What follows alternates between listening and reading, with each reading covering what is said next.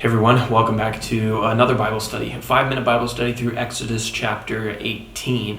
As always, download the free PDF handouts with all this information I'm going to be reading off of on our website at tobelikechrist.com. I hope you're having a good week, and let us press on into chapter 18, talk about when these events took place. So, as we mentioned several times, the children of Israel, the Israelite nation, received their freedom from slavery in Egypt approximately 1491 BC. About 1,500 years before Jesus was born, roughly. Now, the events of Exodus chapter 18 took place within the second or the third month after the Hebrews left Egypt, according to chapter 16, verse 1, and chapter 19, verse 1. In terms of our main characters, most of these are going to be pretty familiar, but we do have one new one. We have the Israelites, who are the descendants of Abraham, Isaac, and Jacob. Then we have Moses, who God has selected to be the leader of the Israelites. Moses is God's representative. He gives the words and the commands of God to the people of Israel. And then we have a character who we've met before, but he's kind of reintroduced here, and that's Jethro. He's the priest of Midian, and he was Moses' father-in-law. Now, turning to our map and discussing where the events of chapter 18 took place. In chapter 17, the Israelites left the wilderness of Sin and they camped in a place called Rephidim. They remained in Rephidim until they went to Mount Sinai, which we will read about in chapter 19. Now, let's break this chapter down in our outline section. Verses 1 through 12 is going to be our first section. Jethro visits Moses. So Moses' father-in-law came to visit him in the wilderness, and he brought with him Moses' wife, Zipporah, and his two sons, and their names were Gershom and Eleazar. Moses went out to meet Jethro, and he bowed down before him, and he kissed him. And Moses recounted all of the incredible things that God had done in Egypt to free the people of Israel from Pharaoh. Jethro, hearing these things, praised God, and he brought a burnt offering and sacrificed to the Lord to worship. And he said, quote, "Now I know that the Lord is greater than all gods." So that's section 1. Section 2 is verses 13 through 27. Jethro has some advice for Moses.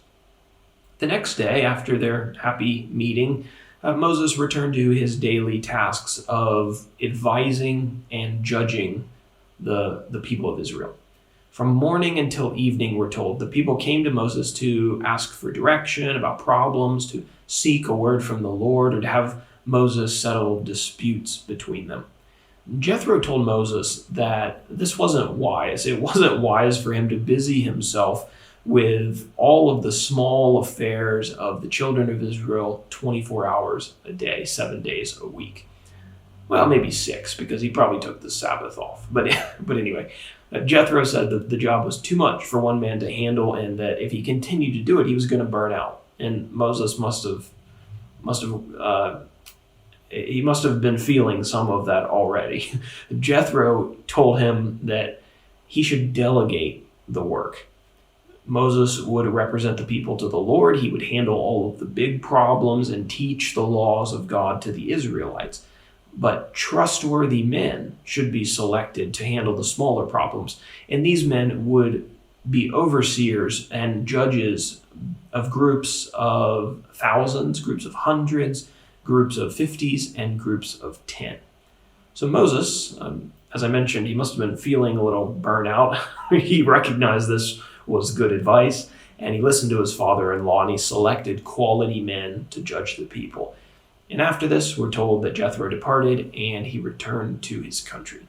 And so now let's talk about an application, kind of an obvious one, but I think an important one, and one that we need to keep in mind if we ever find ourselves in a position of authority. Great men do not dismiss wise counsel. There's no doubt that Moses was a great man. The Bible actually tells us that he was. Back in chapter 11, verse 3, text says, quote, "Moreover, the man Moses was very great in the land of Egypt, in the sight of Pharaoh's servants and in the sight of the people." Now, that said, even though he was great, he wasn't too proud to hear advice and to implement good advice when he received it. So, the application for us, if you ever find yourself in a position of greatness, a position of authority, a position of leadership, mimic Moses' humility in taking wise counsel.